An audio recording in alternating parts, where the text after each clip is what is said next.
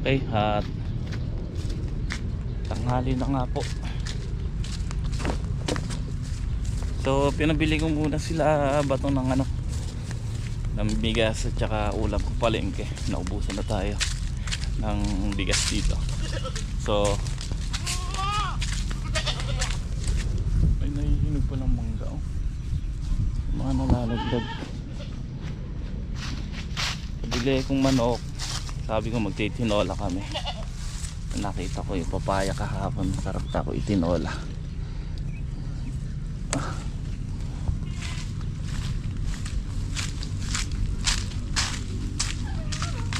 Kuha tayo isa.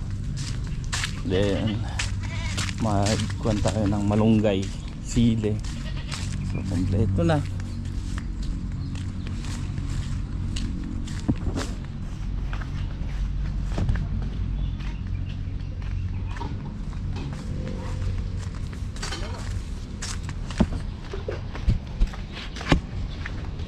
Bili ka? Ha? Itlog? Ha? Kalahati lang muna binigay. Magkano yung bigas? Ha? 150? Nabili kayo manak?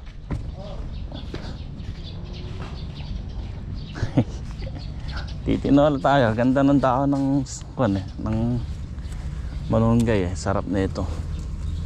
Saan ba tayo? Ito na lang. Masarap ng malunggay, masustansya. Tapos kuha tayo ng sili.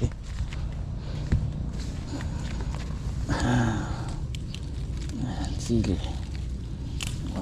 diba?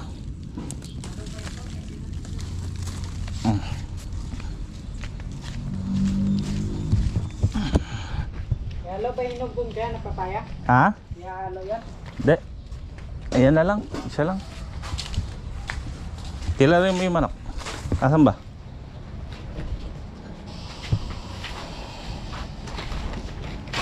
Ay, nagugutom na si Sai. Lagyan mo doon sarap ba?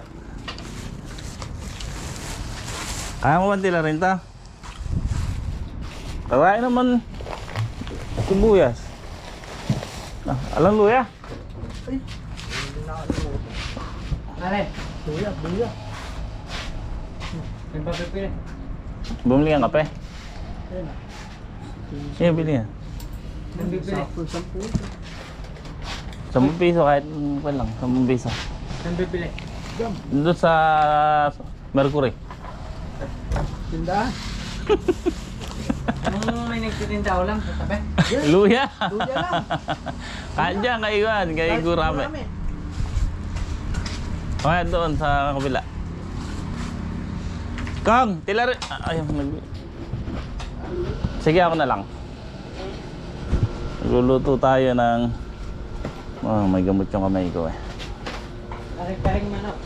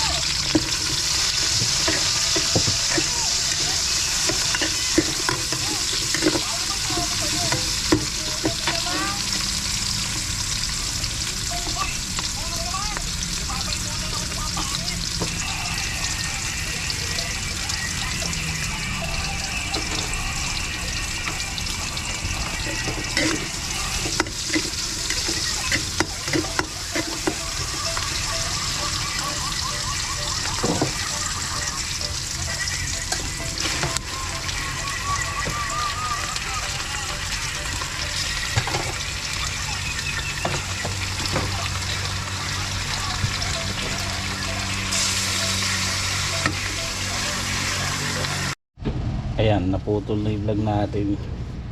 Luto na, sumabog yung tanglad, tanggalin na natin. Ayan po, ang tinola.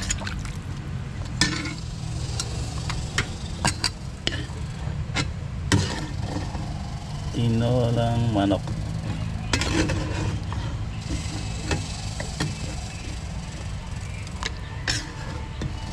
Kakain na po kami tanghalian.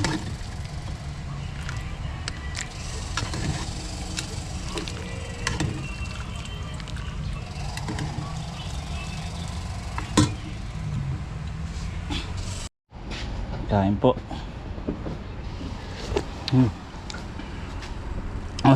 Nangagat. Mahang ba? Napakaangang pala ang sili na yan. Ay.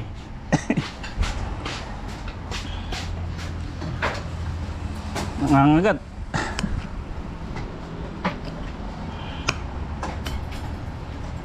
Subukan ko magpahapon.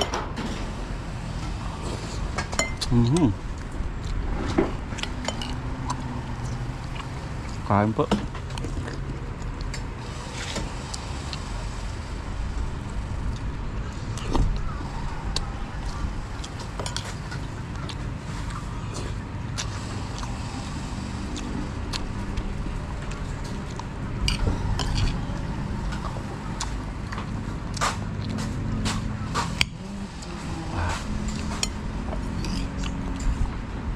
Isang 120. Mike. Nakibantay mo na.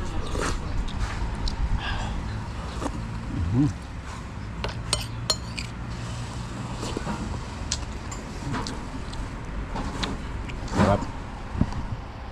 Masarap.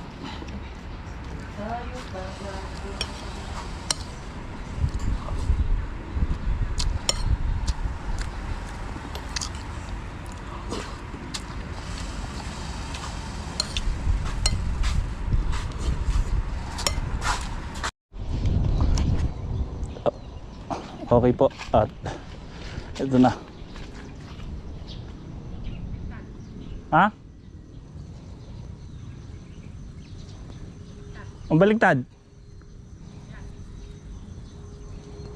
Ha?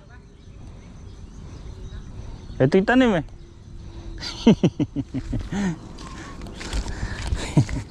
Nagugulat ako kay Bisaya eh. Ayan, magkakadkad na nga po kami ng alambre. Anim na alambre lang hihilahin natin. Ayan, tulad nga po nung nakita nyo yung poste. Pinupukpukan ko po ng pako yan para may pag-anuhan yung alambre natin.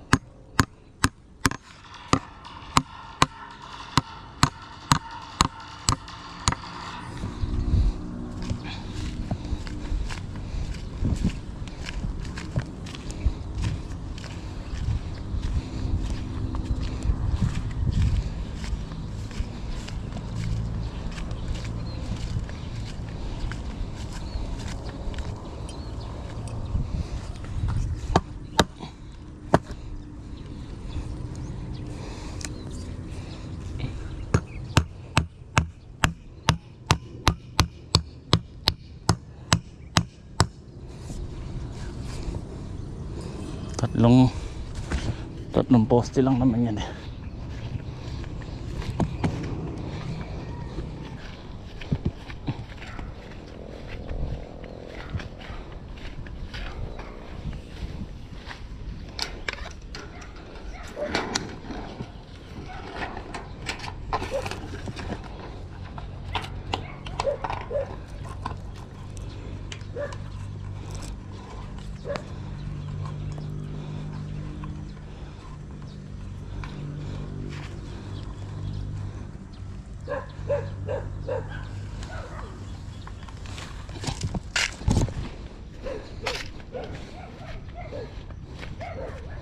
Then sasampa natin ngayon to, kakawit natin sa pako na nilagay natin para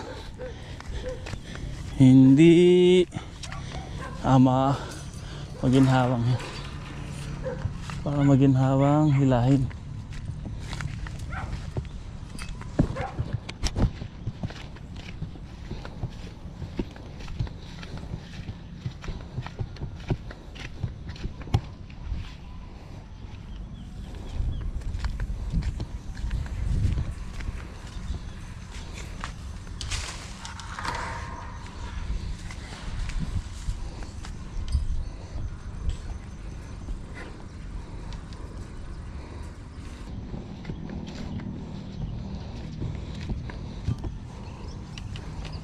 Yeah.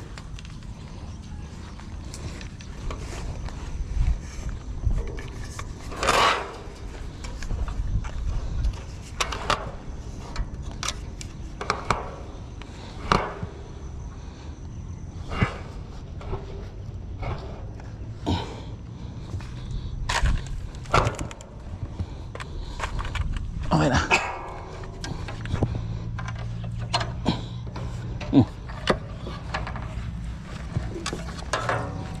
Putal.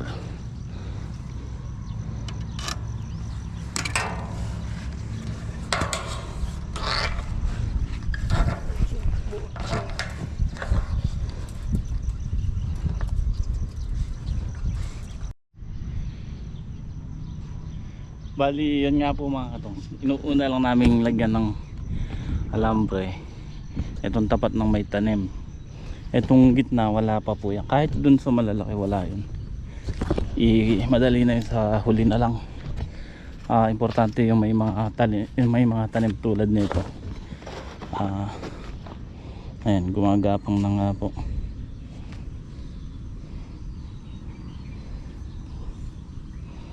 So, yan ang importanteng mauna. Ang laking tulong ng ginawa natin. Tinanggal natin yung sirang dahon sa ilalim, tapos tinabunan yung puno. Ayan, biglang sumigla. Biglang kwan siya, oh.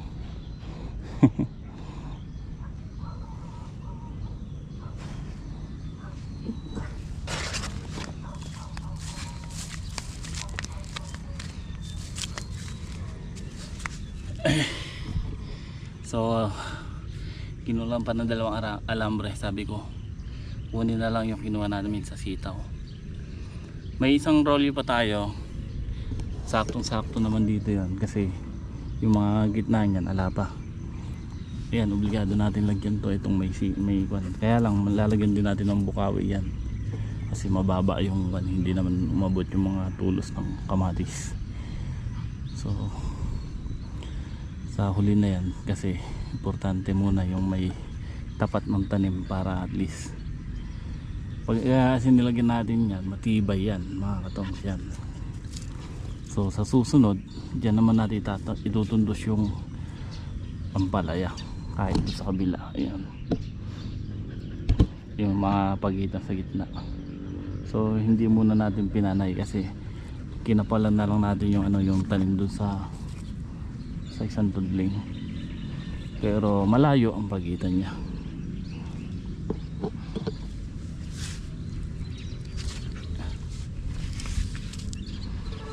Si Roden ka, Roden. Alam niyo mga katong, sa itong aso nito, naalala ko nung ating gabing sinugod ako sa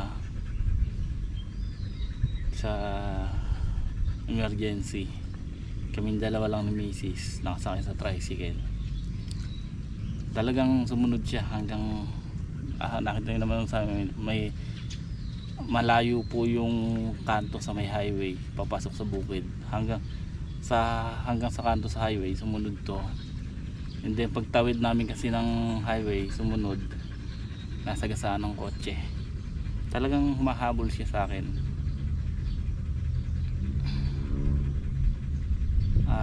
Narinig na lang namin kumakalabog sa ilalim ng kotse, tapos umiyak. Then huminto yung sinasakyan namin tricycle. Sinilip ni Mrs. Nakita niya gumagapang papunta sa gilid. Kaya ora mismo, buti gising si Bato, tinawagan ko si Bato. Sabi ko puntahan niya si Roden at nasagasaan. So nung pinuntahan ni Bato, nakita nga nandun sa isang gilid. Halos wasak yung kanya, yung binti niya nito. Ayun, kaya may konsya diyan may pelat siya diyan Ayun, Roden, pakita mo yung peklat mo. Ayun po, ayun, wasak po yan. Yan.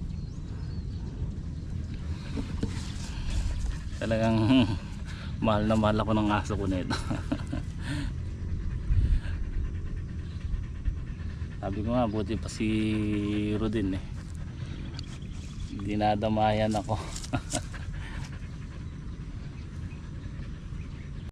Tapos din. Oh, isa, dalawa, tatlo, apat, lima, anim. Kasi yung isang tudling yan sa gilid eh. So yan, nilagay na ni may bato yung drum. Talagang papataba kami.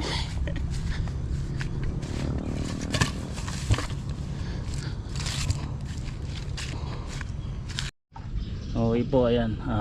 Papatabaan na tayo. Ha? Papde? Hindi. Gamot nga yan. Papatabaan na natin to. Ayan.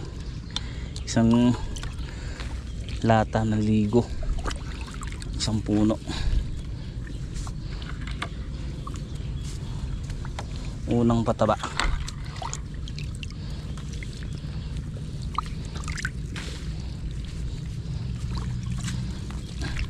Ayan sila.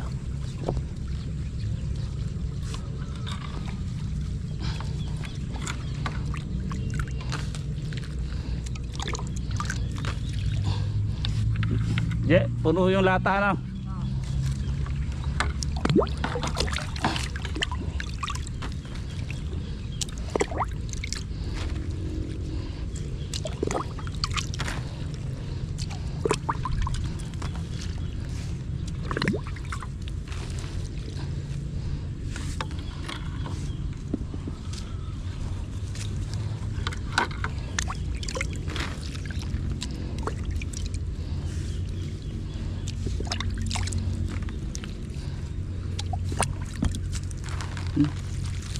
Patay. Naku, nabali. Dahil tayong panghuli pa naman. Okay lang sana kung hindi magkatabi.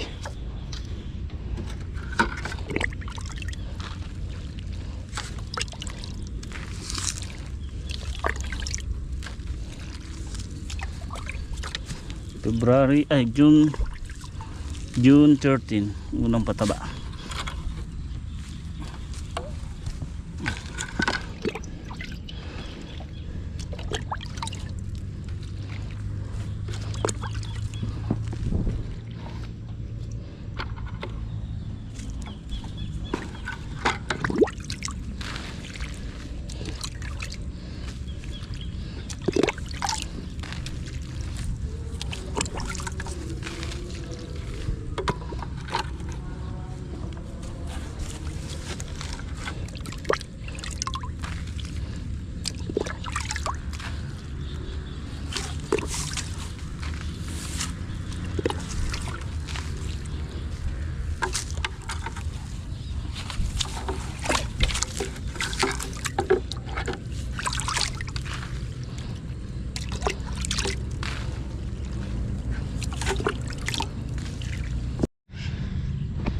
Yan, isang tudling na lang. So hindi muna namin patatabaan yung huling tanim na yun eh. Medyo kung pa yan, hindi pa nakaka-recover.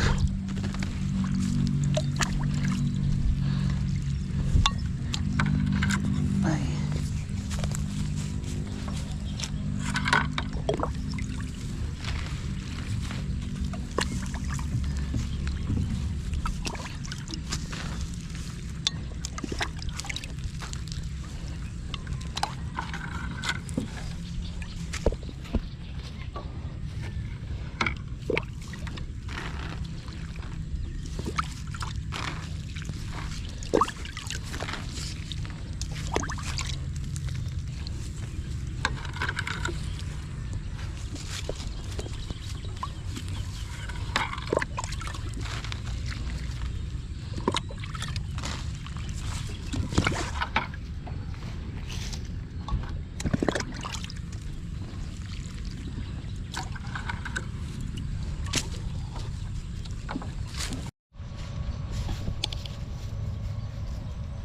Sige, tanggol. Tanggol! Taga na naman yan. Ibon. Ha? Ibon.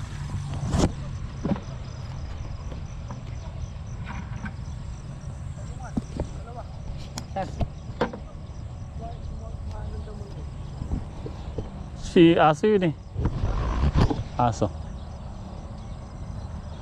Tanggol! Ayun. Ayun. Facebook yung Jepo. Wala na. Ayun. na. Ayun ang tumakbo. Lukulok. Naritim yun eh. Kakarang-karang. Saglit lang. Di pa naubos yung isang drum. Ina.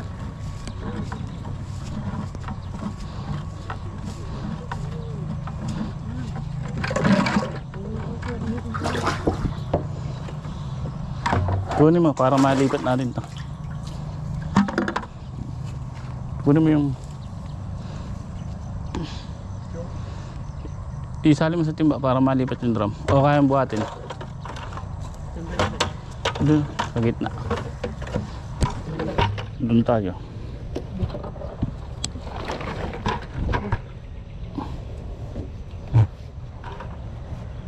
Okay, dito naman tayo nagpapataba sa malalaking ampalaya.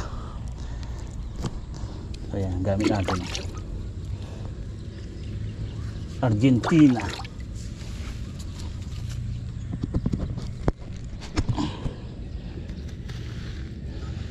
Ang laki ng natulong ng pagka tambak namin ng ano, ng yan o, ng lupa sa puno. So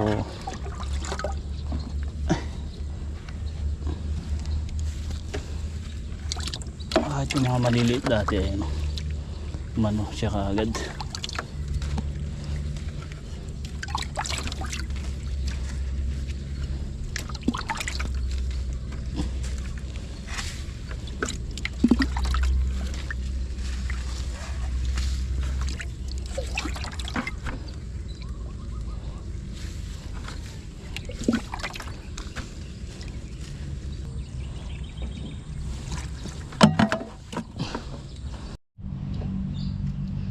Okay, tigisan na lang kami.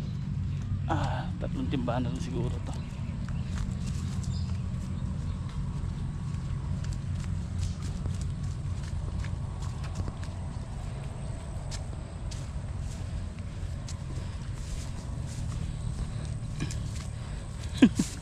Punta yung kalokoy na yan. Ay, dalawang tudling na lang. Bali sa isang tudling kasi nagkakapon tayo ng isang timbat kalahati dilig. Kaya tansyameter na yan.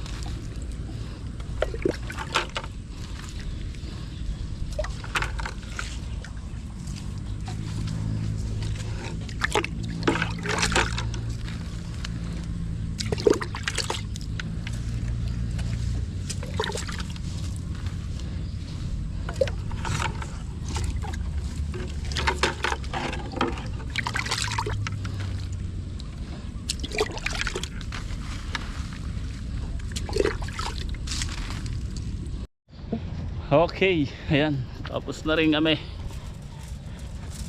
So dahil natin nagawa, nakapag spray tayo kaninang umaga dito sa sili, sa ampalaya, kamatis, napag grass cutter sila, nakapaglagay tayo ng alambre at nakapagpataba sa ampalaya.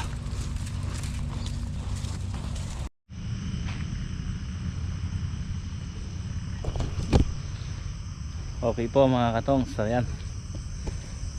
So di na ako napag-spray dito Tinitignan ko kasi nakakuan yung nakalupay-pay yung dahon sa plastic. So ayun o, maganda kasi ini-spray, nakaangat yung dahon para matamaan yung sekte sa ilalim. Sabi ko bukas na lang sa maga. Total ito lang na may sprayan ko bukas eh. So yan mga katongs, hanggang dito na lang muna ang ating vlog. Muli po maraming salamat po sa inyong lahat. Ayan, medyo nakakuan tayo ngayon. So pag nasana munang umulan, kasi ganoon na makakapit ng ugat yung ating mga halaman.